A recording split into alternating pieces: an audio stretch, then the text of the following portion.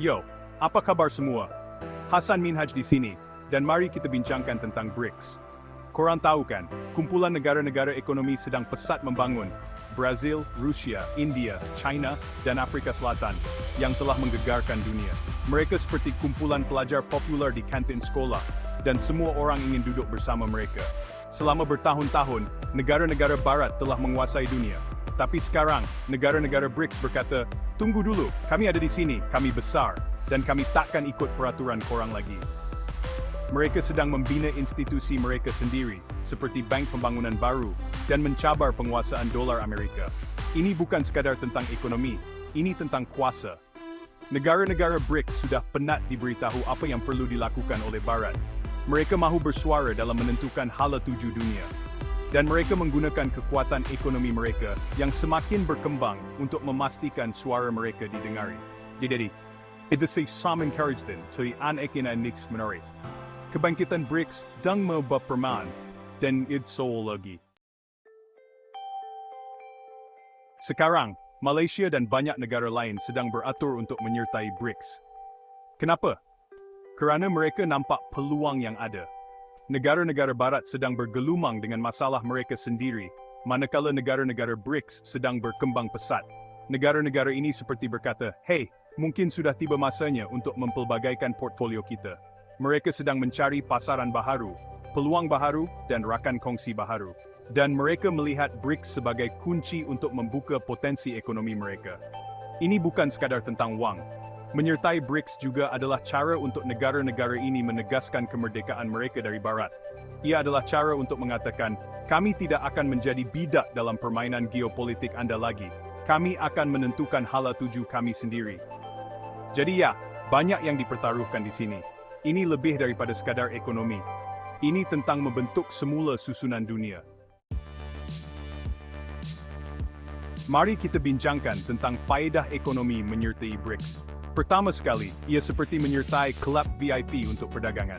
Anda mendapat akses kepada pasaran yang besar dengan berbilion pengguna. Betul, berbilion. Fikirkanlah, lebih ramai pelanggan untuk produk Anda, lebih banyak peluang pelaburan, dan lebih banyak pertumbuhan ekonomi. Mudah saja kan? Tapi ini bukan sekadar tentang size. Negara-negara BRICS juga banyak melabur dalam infrastruktur, teknologi, dan inovasi. Mereka sedang mencipta industri masa depan. Dan dengan menyertai BRICS, Malaysia dan negara-negara lain boleh memanfaatkan pertumbuhan itu dan menjadi pemain utama dalam ekonomi global. Ini adalah tentang mewujudkan peluang pekerjaan, meningkatkan pendapatan, dan meningkatkan kehidupan berjuta-juta orang. Ini adalah tentang membina masa depan yang lebih makmur untuk semua orang. Menyertai BRICS bukan sekadar tentang ekonomi. Ia tentang mempunyai tempat duduk di meja rundingan apabila keputusan besar dibuat. Ia tentang mempunyai suara dalam hal ehwal global. Untuk masa yang lama, negara-negara membangun hanya menjadi pemerhati, melihat negara-negara barat membuat keputusan. Tetapi dengan BRICS, mereka mempunyai platform untuk menyuarakan pendapat mereka. Mereka boleh bekerja sama untuk menangani cabaran bersama seperti perubahan iklim, kemiskinan, dan ketidaksamaan. Bayangkan dunia di mana keputusan dibuat bukan terlintir pihak, tetapi oleh kumpulan negara yang lebih mewakili. Itulah janji BRICS. Ia tentang mewujudkan susunan dunia yang lebih adil dan saksama. Bahagian 5, Kerjasama Selatan-Selatan Era Baharu Kerjasama. BRICS adalah tentang kerjasama Selatan-Selatan. Ini bermakna negara-negara membangun bekerjasama untuk mencapai matlamat bersama. Ia tentang berkongsi ilmu, sumber, dan kepakaran. Fikirkanlah begini, daripada bergantung kepada bantuan dari Barat, negara-negara membangun saling membantu antara satu sama lain. Mereka membina perkongsian berdasarkan rasa hormat dan persefahaman bersama. Ini adalah perubahan besar. Ia tentang memecahkan struktur kolonial lama dan mewujudkan susunan dunia yang lebih adil. Ia tentang selatan global mengambil tempat yang selayaknya di pentas dunia. Bahagian 6, Pertukaran Budaya, Merapatkan Jurang. Sekarang jangan lupa tentang impak budaya. BRICS menyatukan orang dari pelbagai latar belakang, bahasa, dan tradisi. Ia adalah peluang untuk memecahkan stereotip dan membina jambatan persefahaman. Bayangkan artis Malaysia berkolaborasi dengan pemuzik Brazil atau pembikin film India bekerja sama dengan pelakon Afrika Selatan. Ia tentang meraihkan kepelbagaian kita dan belajar antara satu sama lain. Pertukaran budaya ini penting untuk membina dunia yang lebih aman dan toleran. Ia tentang mengenali kemanusiaan bersama kita dan membina hubungan yang melangkaui sempadan. Bahagian 7, cabaran dan peluang, mengharungi jalan ke hadapan. Sudah tentu, bukan semuanya mudah dan indah. Menyertai BRICS juga datang dengan cabaran. Akan ada persaingan untuk mendapatkan sumber, perbezaan pendapat mengenai dasar, dan potensi konflik. Tapi, itulah kehidupan kan? Tiada yang berharga datang dengan mudah. Yang penting ialah negara-negara ini sanggup bekerja sama untuk mengatasi cabaran ini. Mereka komited terhadap dialog, kompromi, dan kerjasama. Dan itulah yang memberi saya harapan. Kerana dalam dunia yang sering terasa begitu berpecah belah, BRICS menawarkan secercah harapan. Ia adalah peringatan bahawa kita semua bersama-sama dalam hal ini, dan dengan bekerja sama, kita boleh membina masa depan yang lebih baik untuk semua. Bahagian 8 gelombang kebangkitan, BRICS dan masa depan selatan global. Kebangkitan BRICS adalah tanda zaman. Ia adalah tanda bahawa keseimbangan kuasa global sedang berubah.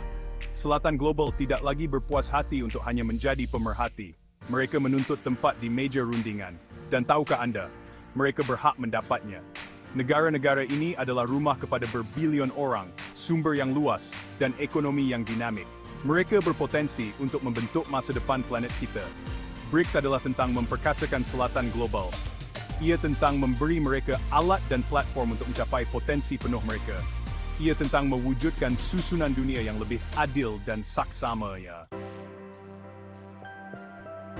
Bahagian 9, perspektif Malaysia, langkah strategik untuk pertumbuhan. Bagi Malaysia, menyertai BRICS adalah langkah strategik. Ia tentang menjamin masa depan ekonominya, meningkatkan kedudukannya di peringkat global, dan membina hubungan yang lebih kukuh dengan negara-negara membangun yang lain.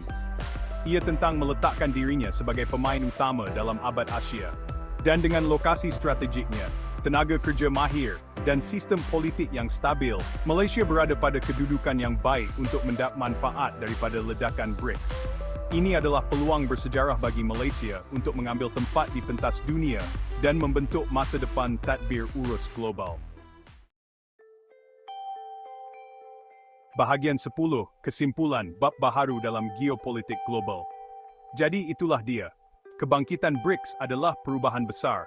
Ia adalah tanda bahawa dunia sedang berubah, dan susunan lama sedang memberi laluan kepada yang baharu. Sama ada Anda suka atau tidak, BRICS akan kekal. Dan bagi negara-negara seperti Malaysia, ia mewakili peluang unik untuk menentukan hala tuju mereka sendiri dan membina masa depan yang lebih makmur. Ini adalah bab baharu dalam geopolitik global. Dan saya Anda backing tulis Selatan Global. Jumpa lagi.